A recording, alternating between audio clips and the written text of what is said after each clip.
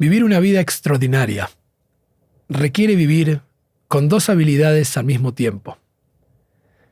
Como si tuviéramos una moneda que tiene dos caras. Tiramos la moneda y cae de un lado, y de ese lado dice conquista. De este lado de la moneda, de este lado de la vida, se trata de salir a conquistar. Y conquistar es preguntarse ¿dónde estoy? ¿Dónde quiero estar? ¿Y qué puedo hacer para cerrar esa brecha? Eso requiere planificar, requiere poner la tenacidad del trabajo, del esfuerzo, requiere estudiar, analizar, todas acciones que implicarán conquistar algo. Sin embargo, la vida no sería íntegra y completa si no tuviéramos el otro lado de esta moneda. La tiramos al aire y cae del lado que dice ríndete. De este lado ya no hay nada que alcanzar o lograr. Se trata del arte de la plenitud, en disfrutar, aceptar lo que es, bendecir, agradecer, rendirse ante el misterio de aquello que nunca lograremos comprender del todo. La vida requiere ambas cosas. Por sobre todo, requiere que aprendamos a vivir en el lado que une estas dos caras. Por eso una vida plena es una vida en la que uno conquista y se rinde al mismo tiempo. Es vivir en esa I que une ambas expresiones, que une ambas caras, que une la totalidad de la vida. Los judíos aprendimos cómo vivir conquistando y rindiéndonos al mismo tiempo desde hace miles de años. Desde la creación misma, Dios crea un día que se llama Shabbat. Ese es un día de descanso. Es un día donde no hay que trabajar, no hay nada que alcanzar, no hay nada que hacer, no falta nada. La suficiencia de ese día está simplemente en ser. Y después de Shabbat tenemos 6 días para salir y conquistar el mundo, para transformarlo, para hacerlo mejor a este mundo que hemos recibido y de esa manera concretar este otro lado de esta misma creación. Aquí vamos a aprender a descubrir esos atributos que son necesarios para vivir en ese punto medio que une ambas caras, para vivir en la sensación que uno conquista y se rinde. Bienvenidos una vez más a este espacio que llamamos Conquista y Ríndete.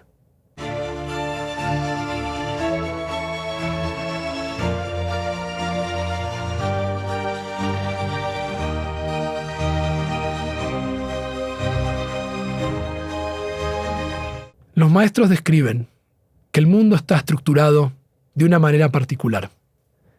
Tiene un atributo esencial que es necesario para que el engranaje cósmico del universo y de nuestro estado más elevado pueda funcionar en la máxima de sus expresiones. Este atributo forma parte de la creación misma del mundo, según nuestros sabios. Así enseñaron que cuando Dios se propuso hacer el mundo, quería que sea un mundo como muchas veces nosotros deseamos, que sea un mundo de justicia, que impere por sobre todas las cosas lo que es justo. Y así funcionan muchas de las leyes naturales que conocemos. Siempre son justas cuando se aplican. No importa la cantidad de veces que uno ponga la mano en el fuego, la mecánica de la naturaleza hará que uno se queme. Sin embargo, los sabios enseñaron que si el mundo funcionara solamente por justicia, no habría aprendizaje, no habría crecimiento, no habría libertad de elección. Todo caería bajo la vara de la justicia, que aplicaría algo que no permite, otro atributo que logra balancear el engranaje cósmico del mundo y que es necesario para que el mundo funcione. Y ese atributo es el que exploraremos juntos y se llama compasión. En hebreo, rahamim. A tal punto llega esta historia de cómo el mundo necesita la justicia y la compasión al mismo tiempo, que un midrash, que una interpretación de los sabios, juega con la idea que cuando Dios se propuso crear el mundo tenía, como si fuera un rey, distintas vasijas de cristal. Y dijo, si pongo solo agua caliente, se va a expandir y va a reventar este cristal. Y si le pongo agua fría, se va a contraer y se va a resquebrajar. Y por eso, para que el mundo funcione, necesita agua tibia. Necesita algo temperado. Así como nosotros sentimos esos extremos del agua helada o el agua muy caliente y buscamos siempre el punto medio, la mitad, esa I de conquista y ríndete para la vida, también Dios al crear el mundo necesitó encontrar ese punto de equilibrio, de ese agua tibia, de esa creación que precisaba encontrar al mismo tiempo justicia y al mismo tiempo compasión. Y que cualquier cosa que estuviera desbordada de ambas, el mundo no se podría sostener. Como dijimos, un mundo de pura justicia sería un mundo en el que nadie se podría equivocar. Cualquier cosa que haríamos mal implicaría la sentencia del juicio divino y no podríamos aprender, cambiar, transformarnos. Para eso necesitamos que haya compasión, que haya rahamim, que haya esa misericordia divina, que se perdona y que entiende que somos humanos. Justamente cuando es pura compasión, los sabios dicen que a nadie le importaría ninguna consecuencia de nada. Puro juicio sería imposible. Necesitamos vivir en la I, en el punto medio, en aquello que une las caras de las tensiones.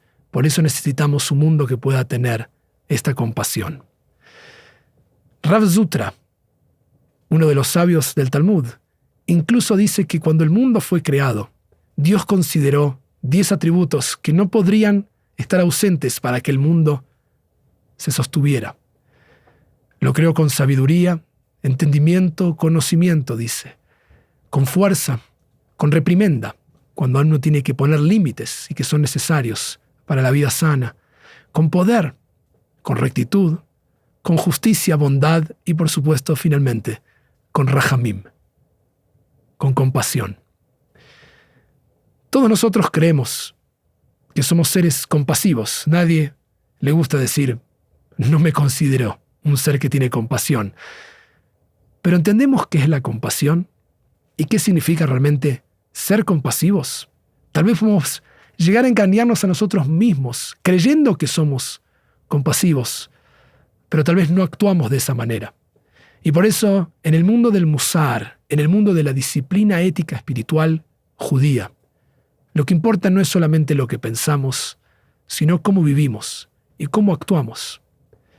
Y es importante entender en profundidad los atributos que constituyen esta alma que tenemos para cómo poder expresarlos y vivirlos al ponerlos en práctica.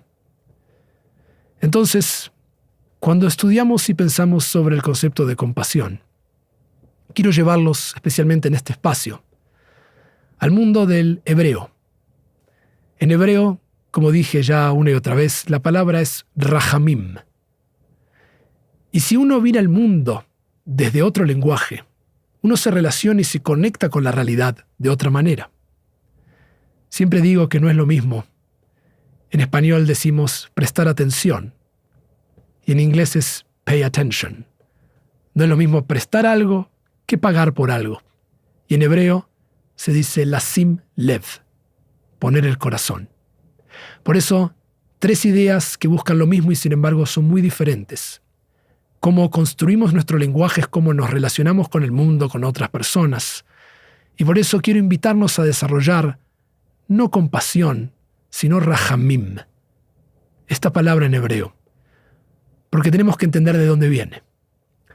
La palabra rehem, que es el singular de rahamim, que es el plural de misericordias o compasiones, como imaginamos, rehem quiere decir ni más ni menos que útero.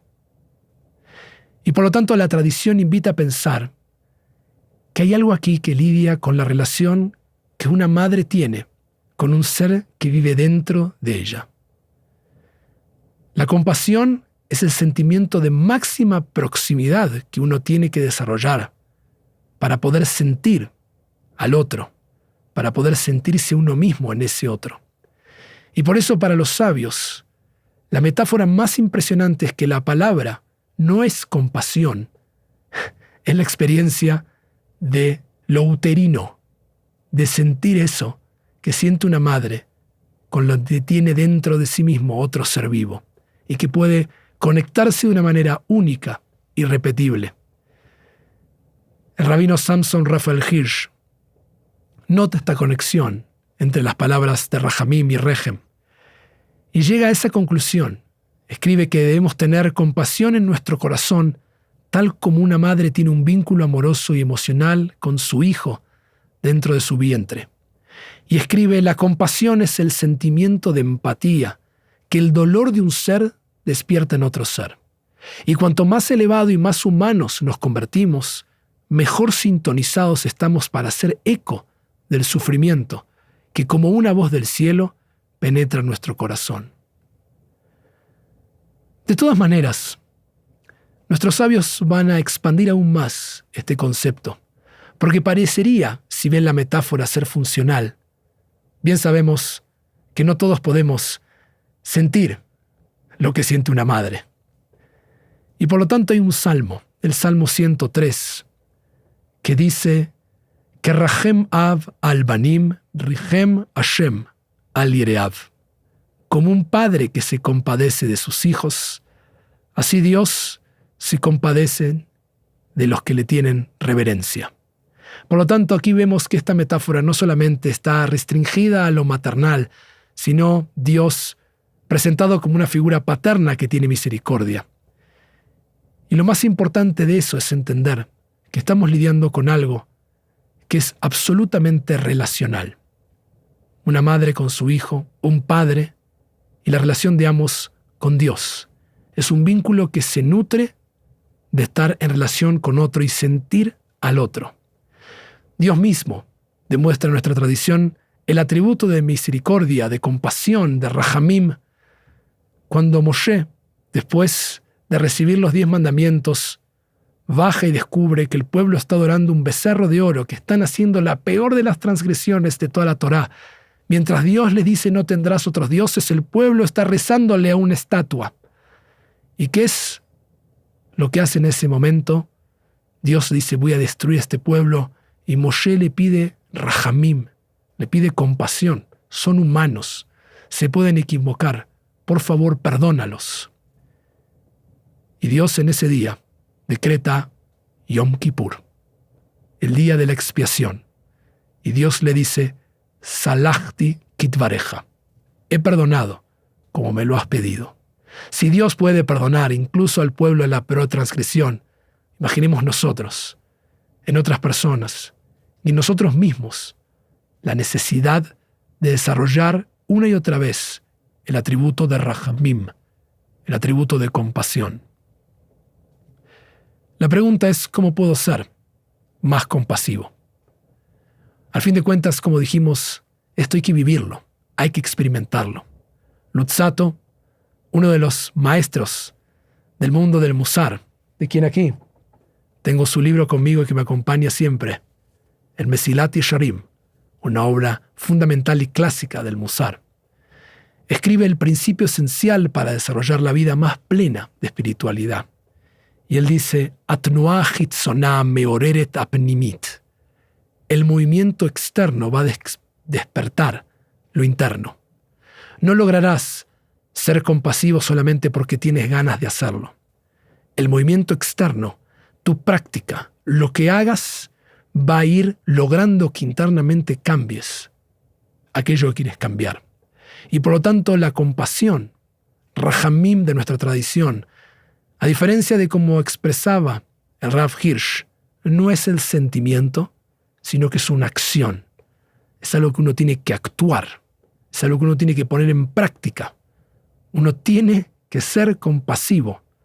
No solamente tiene que sentir el sufrimiento del otro, tiene que estar dispuesto a actuar de forma compasiva. ¿Y cómo lo logra? La enseñanza más clara de nuestros maestros es que se basa en la unicidad, en la idea de que Dios es uno y único, y desde ahí todo está conectado con todo lo demás. Y que el individuo como tal, en realidad es una ficción, es un invento. Al fin de cuentas, estamos todos conectados dentro de un mismo ecosistema en este planeta Tierra. El aire nos une y somos parte de un todo. Y solamente al dejar de vernos a nosotros mismos como alguien separado de los demás, como alguien que no le pasa lo que le pasa al otro, es como que emerge con toda su fuerza este desarrollo de la empatía, de sentir al otro, de empatizar con el otro. Y no es una casualidad que al conocernos más a nosotros mismos y de verdad, con honestidad, podemos desarrollar aún más la empatía porque sabemos que a nosotros también nos pasa muchas veces lo que le pasa al otro, porque el otro es tan humano como nosotros. Y de ese lugar, la mitzvah que Dios ordena en la Torá, 36 veces, mucho más que otras mitzvot, es la de amarás al extraño, porque extraño fuiste en tierras ajenas. Por lo tanto, es sentir ese amor, no solo hacia uno mismo y sus seres queridos, sino la compasión desarrollada en ver al extraño, incluso al que no conozco. Me tiene que llamar a mí a verlo como parte de la misma unidad, del mismo engranaje cósmico del que formamos parte y que Dios creó la compasión para que esté dentro mío y para que yo no lo vea como un extraño y que no me importa su sufrimiento, sino que también es parte de mi vida y de lo mío. Por lo tanto, la compasión puede involucrar un sentimiento, que uno siente algo, pero tiene que hacer mucho más que eso para llevarlo a la vida más plena y extraordinaria de conquista y ríndete.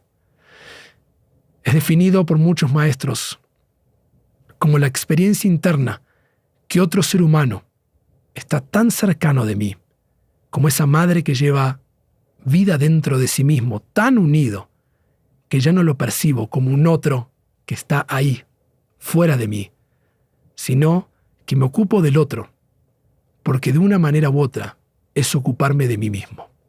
Es lograr vencer esa barrera de separación. Nadie dice que es fácil, porque es difícil, justamente, experimentar esto. Pero tenemos que atravesarlo y la manera de hacerlo es viendo al otro como una parte de mí mismo, como si fuera un hijo mío. En el Musar, una y otra vez, como dijimos, hay que actuar. Y la acción que vamos a hacer va a convertir esta relación en compasión y va a crecer en nosotros mismos.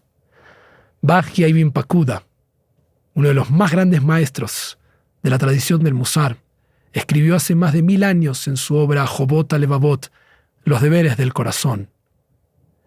Expresa compasión cuando te encuentres con los empobrecidos, los pobres y los enfermos, con las personas que están fuera de esa corriente principal de la sociedad, que no saben cómo mejorar su propia suerte, que no saben cómo comportarse, que están aprisionadas por enemigos que han perdido grandes fortunas, que se arrepienten de haber transgredido y que lloran por las consecuencias de sus transgresiones.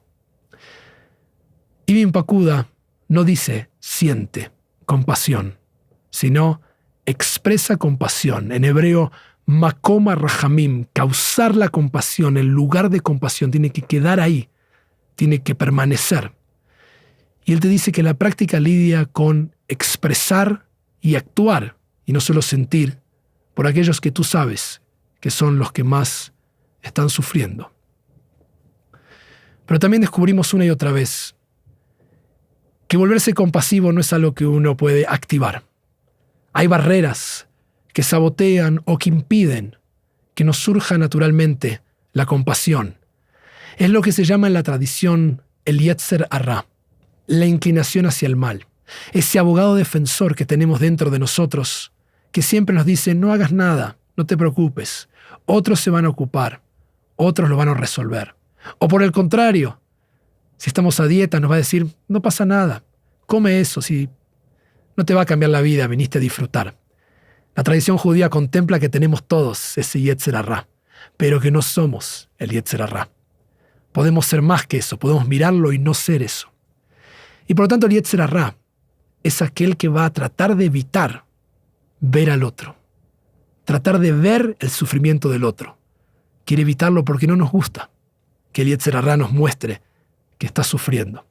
Pero el Yetzer Hará, dicen los sabios, es nuestro mejor amigo. No es el enemigo. Es el que nos muestra a dónde tenemos que ir a trabajar. Si se despertó y nos dijo algo el Yetzer Hará, hay que agradecerle. Porque nos dice aquí hay oportunidad, hay un espacio para mejorar. Aquí es donde vas a hacerte mejor. Aquí es donde vas a alcanzar ese punto medio que estás buscando de esta vida extraordinaria en el que conquistarás y te rendirás. El ego, dicen los maestros, el prejuicio, el no ver a los demás como parte de esa creación de Dios, es una de las barreras que inhibe la compasión. El juicio es el que ve a la persona en el aquí y ahora, dicen, pero la compasión es la que ve como un alma y la entiende que puede haber algo más sucediendo que lo que está experimentando en este momento de sufrimiento.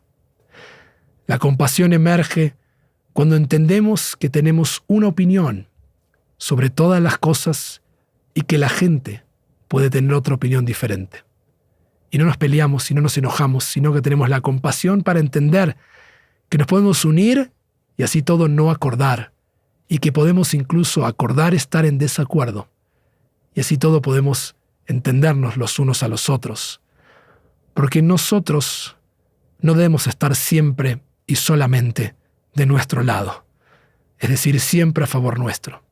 Si es así, nos va a costar tener compasión por el otro, porque el otro tal vez está sufriendo y tenemos que poder ver su sufrimiento y desarrollar esa capacidad de empatía por el otro, más allá que nosotros podemos no estar sintiendo e incluso estar en desacuerdo con aquello que le produce dolor, pero podemos acercarnos a ese dolor. Hay dos variedades de compasión, dicen nuestros sabios, y por eso la palabra no existe en singular. Es rahamim, y el plural im en hebreo, im siempre es la expresión de dos cosas. Y por eso dicen que hay una compasión que es la compasión en sí misma, pero hay una compasión que funciona incluso en la forma de juicio. Una compasión, la compasión en sí misma, dicen que es la que Dios tuvo por los esclavos hebreos y los liberó. Sintió su dolor, sintió que sufrían y de allí los sacó. Pero la compasión, en base a un juicio, es aquella que se aplica que por compasión voy a hacer algo para que puedas crecer y hacerte mejor.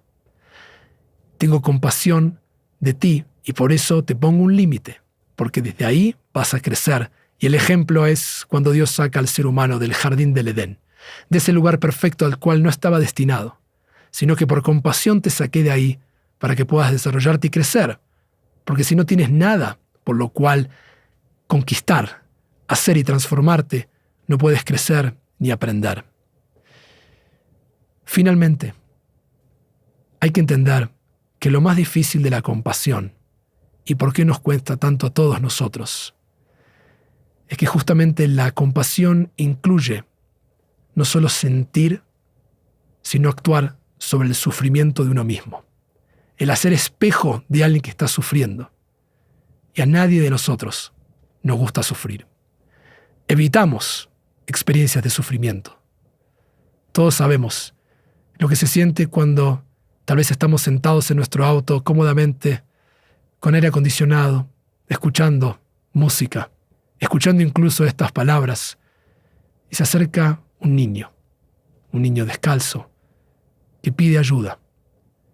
Y nosotros no queremos experimentar el sufrimiento que nos trae, aceptar que estamos sufriendo al ver eso, y miramos para otro lado. Es muy difícil experimentar el sufrimiento, lo que nos hace doler, y una y otra vez buscamos maneras de esquivar lo que nos hace sufrir. Pero los maestros del Musar enseñan justamente que al volvernos indiferentes, no aprendemos y no desarrollamos y no nos conocemos, y para peor no podemos desarrollar la compasión más difícil de todas, que es la compasión hacia nosotros mismos. Parte de crecer en compasión es estar dispuesto, dicen, a experimentar el propio sentimiento de sufrimiento. El ver qué sufrimos, cómo experimentamos el sufrimiento en el mundo, cómo nos sentimos cuando vemos gente que necesita, gente enferma, gente lastimada. Evitamos eso, miramos eso. Y justamente el verdadero entendimiento de nosotros mismos nace cuando podemos ver cómo reaccionamos frente a estos temas.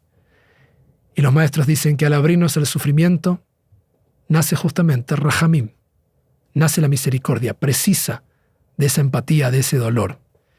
El sufrimiento de otros es el que despierta especialmente el sufrimiento interno y personal, pero es justamente cuando crece la compasión, cuando crece nuestra conexión con el mundo y crece el conocimiento de nosotros mismos y cómo lidiar con esto.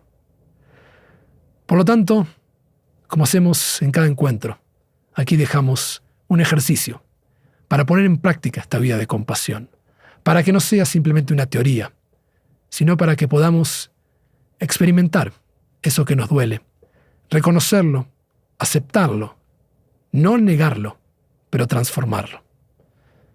Esta semana quiero invitarte a que puedas reconocer qué cosas te despiertan sufrimiento y que sientas en tu cuerpo en dónde te hace sufrir. ¿Es en el estómago? ¿Es en alguna parte del cuerpo? ¿Qué te indica que estás sufriendo? Y que puedas a través de tu mente analizar y reconocer esto es sufrimiento.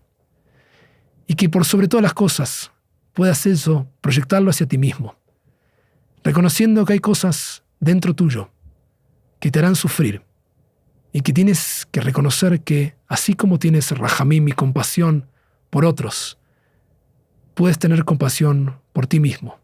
Puedes ponerte en tercera persona y frente a lo que te duele y te lastima y eres duro contigo mismo, preguntarte si fueras un tercero, si fueras un amigo que te pide un consejo sobre esto, ¿qué te dirías? ¿Qué harías? Así que te invito esta semana a abrirte a esa experiencia de la compasión, del sufrimiento, no para negarlo, no porque uno lo quiera, sino porque es inevitable. Y no negarlo, sino transformarlo. Que puedas dejarme en los comentarios qué sentiste al experimentar el sufrimiento de otros, a perdonarte a ti mismo, a ti misma. Y continúes aquí, suscribiéndote a este canal para poder una y otra vez descubrir cómo vivir en el punto medio, cómo vivir conquistándote y rindiéndote y cómo poder así desarrollar esta vida más plena. Nos vemos en el próximo encuentro.